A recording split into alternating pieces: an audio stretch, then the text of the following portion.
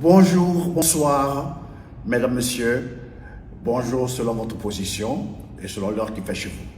Je voudrais prendre la parole aujourd'hui à propos de la sanction prise par le gouvernement français contre ma sœur Nathalie Yamb. Je trouve cela injuste et illégal. Pour un pays comme la France, le pays de la liberté d'expression, Nathalie Yamb ne peut pas être bâillonnée. Elle a le droit en tant qu'Africaine de défendre son continent et son peuple. Un peuple qui a besoin d'être reconstruit. Et Madame Nathalie Yamb est parmi ceux et celles qui sont en train de reconstruire l'homme africain, qui a été déconstruit pendant plus de 5 siècles. Je ne parle pas de l'esclavage arabo-musulman, donc on va dans les 1200 ans. Alors je vous en prie, vous n'avez pas ce droit. Quand vous avez défendu la liberté d'expression, quand Charlie Hebdo a été victime de ce que nous savons tous, vous avez fait des marches pour défendre la liberté d'expression. Alors pourquoi Nathalie Yamb n'a pas le droit de défendre son peuple, aider son peuple à reprendre confiance en lui, à se relever, avoir un peu de dignité, interpeller nos chefs d'État pour qu'ils lèvent la tête, même s'ils sont victimes de votre chantage.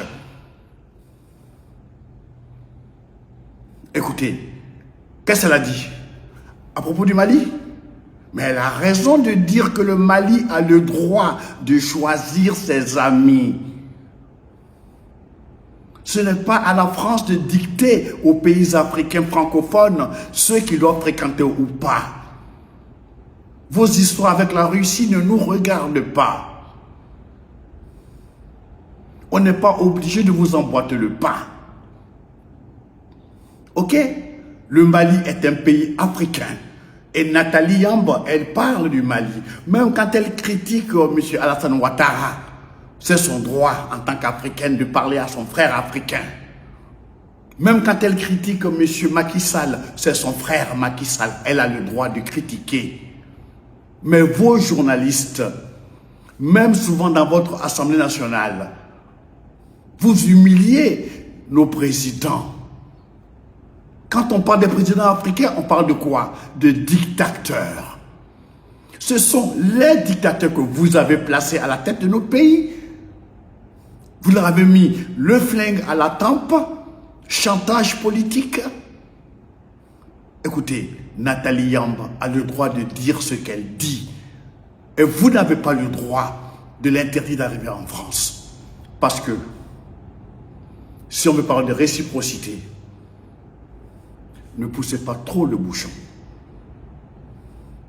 Parce qu'il y a des milliers de jeunes africains qui écoutent Nathalie Yamb. On a besoin de ces paroles. Ça nous soigne, ça soigne nos blessures. Il ne faut pas la bâillonner. Elle n'a pas dit d'attaquer les ambassades de France. Elle a dit aux Africains de prendre de la dignité, de prendre de l'épaisseur.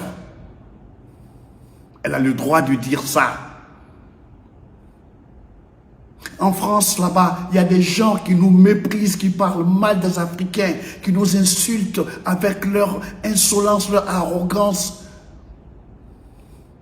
Des mal élevés notoires. Ils ont le droit. Mais pourquoi pas Nathalie Yamb? Écoutez, ce n'est pas juste. Et je voudrais m'adresser à M. Macron. Vous avez dit que la France-Afrique, c'est fini. Mais c'est quoi cette histoire de bâillonner Nathalie Yamb? C'est pire que la France-Afrique. Alors, ressaisissez-vous. Ressaisissons-nous. Ne poussons pas les gens à prendre des décisions comme l'ont fait les Algériens. La valise ou le cercueil. Et Nathalie Yamb est pour nous un calmant qui nous aide à nous reconstruire. L'Afrique en a besoin. Cet esclavage économique, cet esclavage tout court, n'a que trop duré. Il faut que ça cesse. Alors, M. Macron, s'il vous plaît, corrigez le tir, je vous en prie. Merci. Je suis Alpha Blondy.